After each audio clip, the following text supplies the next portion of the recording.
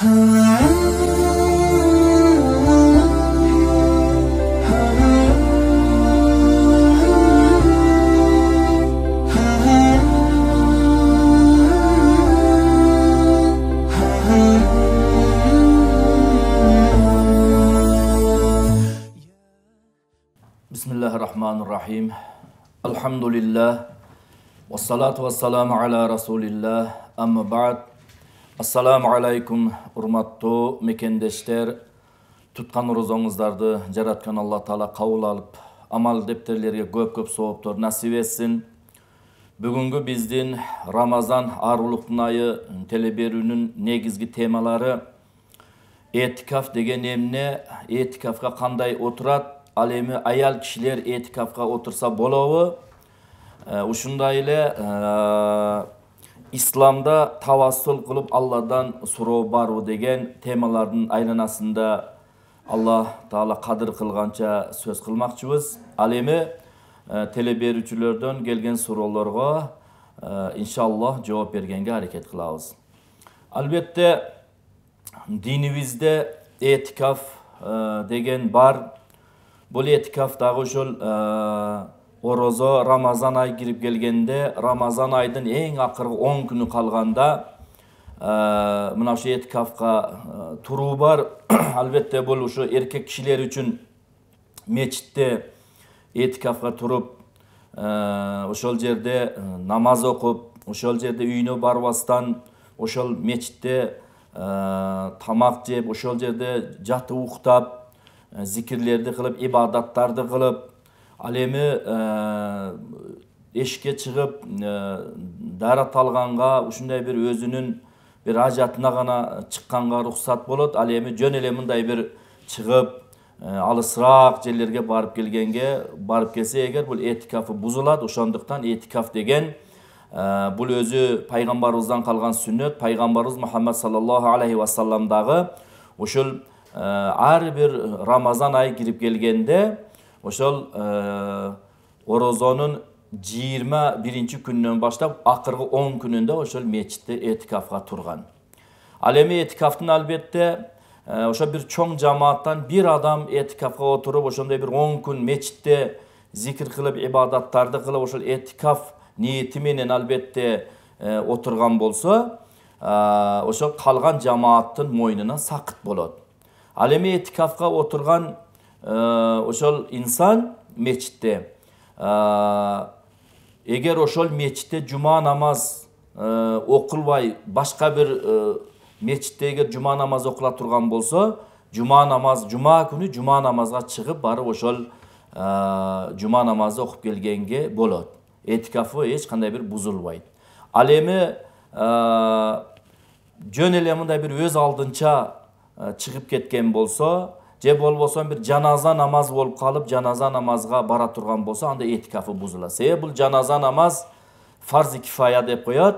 Башка адамдар барса дагы бул этикафка отурган адамдын мойнунан кутулат, жаназанын баруудан кутулган болот. Ошондуктан жаназа намаздарга барбастан, ошол жума намазга гана барып, кайта келип, көп алыс жүрбөстөн, узак калбастан келип дагы ошол мечиттин ичинде ошол этикаф ниети менен ошону бузбастан кайра ошо этикафты уланта берет. Ал эми аял кишилер үчүн дагы этикафка отуруу сүннөт өзү. Бирок аял кишилер мечитте этикафка турушпайт.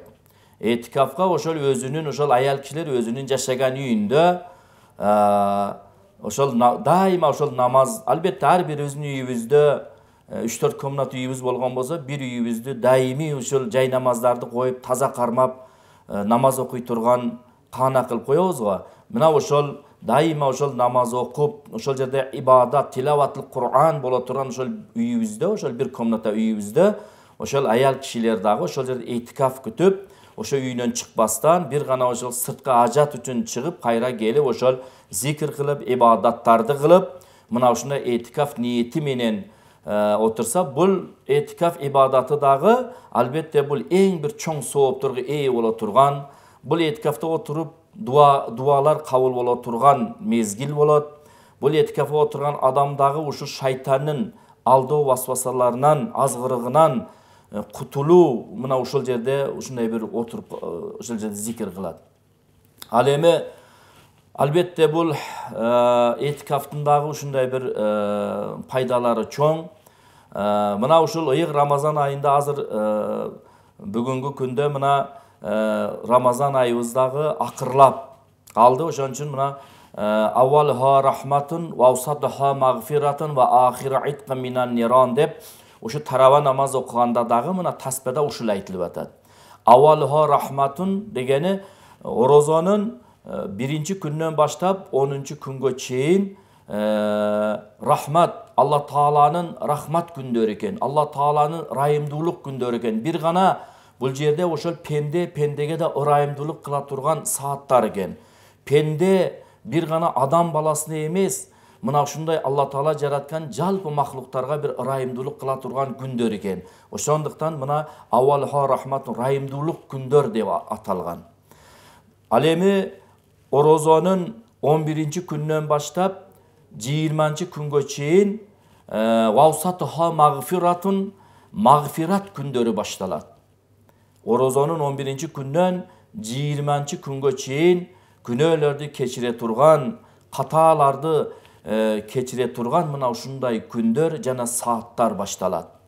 Албетте ар бир пенде өзүнүн кылык жоругуна, өзүнүн жүрүм турумуна жараша бир күнөөлөрдү чогултуп алат экен. Ошондуктан биз пенде катаадан, күнөөдөн таза деп айтуудан алыспыз. Бирок кандай болбосун биз жараткан Алла Тааладан дайыма үмүт кылабыз, иншаллах. Катабыз бар, күнөөбүз бар, бирок Алла Тааладан үмүтүбүз бар. Ыйык зат бизди ошол кечирип, бейишинен орун берет деген ушундай үмүт менен жашайбыз. Бир гана жараткан Алла Тааладан шайтан үмүтүн үзгөн. Себеби шайтанды ушул канчалык бүгүнкү күндө кечирим сураса дагы Алла Таала аны кечирбей турган убадасын да берген. Ал эми ушул орозонун 11-чи күндөн баштап 20-чы күнгө чейин мына бүгүнкү күнү ошол магфират күндөрүндө жашап атабыз, урматтуу мекендештер. Алла Тааладан көбүрөөк бир гана өзүбүздүн гана жалгыз каталарыбызды, күнөөлөрүбүздүн кечирим сурабастан жалпы элибиздин, жалпы момун мусулман боордошторубуздун дагы ката күнөөлөрүнү кечиримни Алла Тааладан сураган болсок, иншаллах биз ушул ыйык Рамазан айында магфират күндөрү, каталарды кечире турган күндөрү, кээ бир мусулман бир туугандарыбыз убак таппай же эсинен чыгып, өзүнүн ошол кетирген ката кемчиликтерин кечиримни сураганга бир убак тапкан болбосо, биз ошол адамдын жалпы ошол адамдардын да катасын кечирим сураган болсок, аларга да биз жардам кылган болобуз, иншаллах. Ошондуктан мына ушул ыйык Рамазан айдындагы 30 күндү 3кө бөлүнөт. Ошол 11-чи күндөн баштап 20-чы күнгө чейин магфират, 10 күндүгү деп коет. Иншаллах ушул Алла Тааладан көп тооба кылып, каталарыбызды, жалпы элибиздин каталарыны кечирим сураган болсок, иншаллах Алла Таала Кур'анда удуни астажиб лакум, силер мага кайрылып дуа кылгыла, мен дуаңарды кабыл алам. Силер мага кайрылып тооба келтиргиле, мен тообаңарды кабыл алам деген ушул убадалары бар. Ошондуктан биз дагы көбүрөөк Алла Таалага кайрылып, ушул каталардын кечирисин Алла Тааладан сурашыбыз керек. Ал эми Рамазандын 21-чи күндөн баштап акыркы 10 күн, Рамазандын 21-чи күндөн баштап 30-чу күнгө чейин итқун минан ниран дейт. Итқун минан ниран дегени ошол дозок отунан куткара турган сааттар, куткара турган мөөнөттөр башталат экен. Ал эми мына өтүп кеткендерибиздин кайсы бири бир азапта болгон болсо, кандайдыр бир дозок отуна бир өкүм кылынган болсо, же бул дүйнөдө жашап аткан тирүүлөрүбүздүн дагы ушундай бир кандай бир чоң ката, чоң күнөө себеп менен эгер амал дептерге бир дозок отуна жазыла турган болсо, мына итқун минан ниран, дозок отунан, бул дүйнөдөгү кыйынчылыктарынан кутула турган жана ушундай эле куткара турган күндөр башталат. Орозонун 21-чи күндөн 30-чу күнгө чейин. Ал эми урматтуу мекендештер, бүгүн ıyık Ramazan aydağı sizi bizge bir gelgen bir meyman katarı. Üyübüzge bir meyman girip gelse, eğer üyübüzge gelip bir konak bolsa dağı bir gün konak bolar, 2 gün konak bolar, aşı barsa 3 gün konak bolar, kança gün konak bolup tursa dağı al adamın özünün mekeni, özünün üyü bile, özünün üyüne kete turgan vaktısı olur. Oşondayla ıyık Ramazan aydağı sizi bizge gelgen bir meyman siyahtı. Mına tez ele bul aydağı çıkıp gitti. Kim eger bul ıyık Ramazan ayında şariat körsetken joldor menen eger amal kılgan bolsa, mına uşunday ele Allah'ın rayımdılığına eye bolgan bolsa, Allah'ın keçirimine eye bolgan bolsa, etkin minan nironga eye bolgan bolsa, mına uşul tozoğundan kutkarуу kündörgө albatta bul eң baktılуу pende bolup esептелет. Bul ıyık Ramazan aydağı sizi bizge bir ustaz katarı, savak berүүчү, adeb ahlakты үйrөtүүчү, talim tarbiya berүүчү, adebimizi toluk toğuçu aylardan biri bolup esептелет. Oşonduktan bul ıyık Ramazan ayı her bir adamды sabırдуулукка үйrөtүү, боорукерликке үйrөтүp, mına ушундай talim tarbiya бере турган ıyık ay bolup esептелет. Oşonday ele urmattуу mekendештер, bul ıyık Ramazan ayında dağı bizde uşul tele körүүчүлөрдөн суроо бар экен, суроону кабыл алалы. Сурооңузду бере бериңиz. Alo. Uğur atam.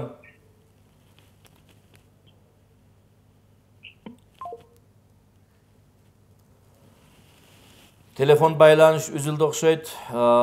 Urmattуу mekendештер, bizde uşul mına uşul bir ay ıyık Ramazan ayında dağı sizi biz köp uşul mına Peygamberimiz Muhammed sallallahu aleyhi ve sellem'nin hadisinde kaysı bir insan jetim kalgan, kıynalgan, uşunday bir jetim kalgan baldardı barıp başından sılagan bolsa, karap görüңүз, sılagan bolsa deydi, ağa eç nerse berbese dağı, eğer şaşlarından sılagan bolsa, oşol jetim kalgan baldardın, kızdardın başında kança eğer çaç bolgan bolsa, oşolunça çaçka jaraşa сооптор жазылат дейт. Ал эми бүгүнкү күндө биз мына ушу кайрымдуулук кылсак, жетим калган балдарды кабар алсак, кайрымдуулуктарды кылсак, мына ушундай эле албетте мына карыялардын үйү бар бүгүнкү күндө. Албетте бул карыялардын үйүндөгү инсандар сизи биздин bir акчабызга, дүйнөбүзгө муктаж эмес. Алар менен барып отуруп сүйлөсөңүз, алар ушул Перзенtin sırttan bargan insanlardan bir meğrine uşunday bir muhtaç adamlar olup yaşap atışat. Oşandıktan albatta bu ıyık Ramazan ayında dağı mına uşul bizde daha telefon çalular varken kabul alalı. Alo. Uğur atam. Alo. Surağımızı bere veriniz Uğur atam. Assalamu alaikum rahmatullahi ve Ve barakatuhu. aleykümüsselamu ve rahmatullahi ve berekatuhu. Sizge bir soru var mı ki? 5 vakit namaz okut toluk. Keyin qanday desem, oroza karmayt inşallah Allah razı olsun. Bir jarım gelip kalsa hiç kim hiç yok. Tamak dese olur mu? Rahmat suroğumuzga urmattуу tele görүүчүлөр суроо бергенде дагы суроолорду толук берсеңиздер, биз ошого жараша иншалла Аллах кадыр кылганча суроолоруңузга жооп берүүгө аракет жасайбыз. Албетте 5 вакыт намаз окуп турган болсоңуз, даими окуп аткан намаздарыңызды Аллах кабыл алсын деп дуа кылабыз. Ал эми мына туткан орозоңузду Аллах кабыл алсын. Ал эми орозо кармаган адам үйүнө мыйман келсе, ошол эгер мыйман албетте bir musafir келип oz açık bolup үйүбүзгө келген болсо, биз өз орозо болгон болсок, ага тамак жасап кадимгидей алдына тамак ашты коюп, аны сыйлай беребиз, бирок өзүбүз тамактанбайбыз. Ал эми эгер напыл орозо убагында болуп калса, напыл орозо туткан болсок, үйүбүзгө мыйман келген болсо, урматтуу мекендештер, адашпайлы. Напыл орозо эгер туткан болсок, үйүбүзгө bir мыйман келип калган болсо, ошо мыйманын урматы үчүн болсо дагы оозубузду ачып туруп, ошо кийинки күнү bir күн эле каза тутуп беребиз. Ал эми ıyık Ramazan aydı anti biröөнүн урматы үчүн озда çalбайбыз. Bizde daha tele suroolor var eкен, сурооңузду бере бериңиz. Сурооңузду бере бериңиz. Саламатчылык, сал бийигирээк сүйлөй бериңиz. Ben oroza bitirdi. Koşunam süyle albayt, invalid 3,5 yaşar balası var, anan 2 kızı var, büyösü ölüp kalgan. Oşolarga oroza pitirdi bergenim, turele bolo. Rahmat suroğunuzga. Allah razı olsun. Bergen sadaka fitringizni da Allah kabul alsın.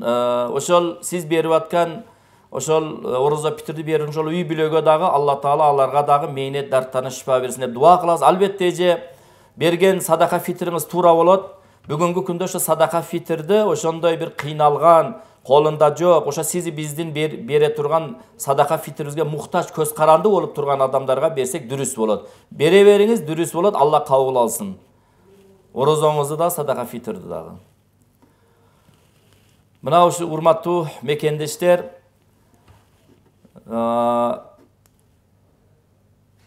бизде да теле суроолор бар экен. Suroğunuzu bere veriniz. Алло. Uğuvatam suroğunuzu bere veriniz. Саламатсыздарбы? Salamatçılık. Мо орозо күнү 5 мал намаз киши окусачы, анан кийин ошо орозо күнү эле калп айтса ошо болобу? Oroza günü kalp aytsa deysizби? Калп айтып анан 5 мал намаз окуйт да ошол кишичи. Aha. Мен ойлойм ошо орозосу анан намазы кабыл болобу депчи. Туурабы ошондой окуса? Oroza tutup namaz okup жалган айтса десеңиз, kalp aytsa. Allah razı olsun suroğunuzga. Bul dagı ошо маанилүү суроо болду. Маанилүү суроо болду. Бул себеби эл ичинде бүгүнкү күндө орозону бир гана жебей, ичпей токтотуу эмес, тыюу эмес, биз ар бир көздүн дагы, кулактын дагы, тилдин дагы, ооздун дагы, колдун дагы, буттун дагы ар бир мүчөнүн өзүнүн орозо тутуу эрежеси бар. Арамдан сактануу, мына ушундай жалган сүйлөөдөн сактануу. Албетте бул адам эгер намаз окуп, орозо кармаса, үмүтүбүз бар иншалла Алла Таала ошо орозосун дагы намазына кабыл ала берет. Пендечиликте кээде бир жалган сүйлөгөндүр, бирок албетте бул орозо ичи эмес, башка күнү дагы ошондой бир калп айтса, буга өзүнө жараша жаза азабы бар, күнөө бар. Ошондуктан орозо тутуп намаз окугандан кийин бир гана орозо ичи эмес, башка убакта дагы ошол калп айтуудан өзүбүздү сактасак жакшы болот. Бизде да теле суроолор бар экен. Assalamu alaikum. Wa alaikumussalam. Taksir sizde bir sorum var elе. Mына орозо ичинде ушундай болуп калды, эми Алла Таалам берген мейнет экен. Бере бериң. Тарынып үйүнө кетип калган да. Кандай? Ажырашам деп атат. Аялым тарынып үйүнө кетип калган, ажырашам дейт. Мен ажырашкым келбейт. Ошол бирөөлөрдөн уктум да 6 ай жүрсө талак түшөт дейт. Ошол чынбы? Allah razı olsun. Suroğunuzga эми бул суроğunuz эми бул биздин темага байланыштуу болбосо да албетте үмүт менен бизге суроо бердиңиз, жооп берүүгө аракет кылабыз. Албетте сиз ажырашпайм десеңиз, буйурса ажырашпайсыздар. Себеби эркек эгер мен ажырашпайм деп бекем турган болсо, талак ошол эркектин күйөөсүнүн колунда болгондуктан иншалла үй бүлөгүңүз ажырашуу бузулбайт. Үй бүлөгүңүздү сактап калыңыз. Албетте бул ыйык Рамазан айында дагы мындай жолдорго баруу өзү күнөө ката болот. Ошондуктан ошол келинчегиңизди түшүндүрүү жолдор менен ыйык Рамазан айдын урматы менен биригип, бири-бириңизден кечирим сурап, бул турмуш жолуңуздарды бекемдеп алсаңыздар жакшы болот. Ал эми 6 ай, 7 ай эгер бирге жашабасаңыздар да талак түшпөйт. Талак кайсыл мезгилде түшөт? Качан сиз талак деп талакты ниет кылып өзүңүз менен айтсаңыз, анан жөн эле бир 6 ай, 1 жыл, 2 жыл эгер жашабаса эле талак түшө турган болсо, анда бүгүнкү күндө көпчүлүк адамдар ушундай талак түшүп кете берет. Ошондуктан талак сөзү айтылмайынча талак түшпөйт. Ошондуктан үй бүлөгүңүздү дагы ушу бириктирип, бирге жашоону Аллах насип этсин. Урматтуу мекендештер, албетте ыйык Рамазан айында сизи биз ушундай туура эмес кылык жооруктардан тилибизди, бутубузду, колубузду, көзүбүздү, кулагыбызды, оюбузду, пикирибизди тыйып жүргөн болсок, туткан орозобуздун толук соонуна ээ болобуз. Ал эми бүгүнкү күндө ушул Рамазан аарулуктун айы теле берүүбүздүн дагы ушул көрсөтүү мөөнөтү соңуна жетип калыптыр. Ошондуктан бүгүнкү күнгө чейин жалпы мусулман элибиздин, сиз биздин ушу дайыми мына тутуп аткан орозолорубузду, кылган иптарлыктарыбызды, кайрымдуулуктарыбызды, окан намаздарыбызды, тарава намаздарыбызды, мына берип аткан садака фитрлерибизди Алла Таала кабыл алсын, иманыбыз бекем болсун. Эртеңги дагы кийинки күндүн ушу орозосуна дагы Алла Таала сабырыбызга сабыр берип, күчүбүзгө күч, демибизге дем берип, дагы орозону улантууга жараткан Аллахым ар бирибиздин ден соолугубузду жакшы кылып орозо тутууга бардыгыбызга насип этсин. Кийинки ушул көрүшкөнчө ассаламу алейкум ва рахматуллахи ва баракатуху.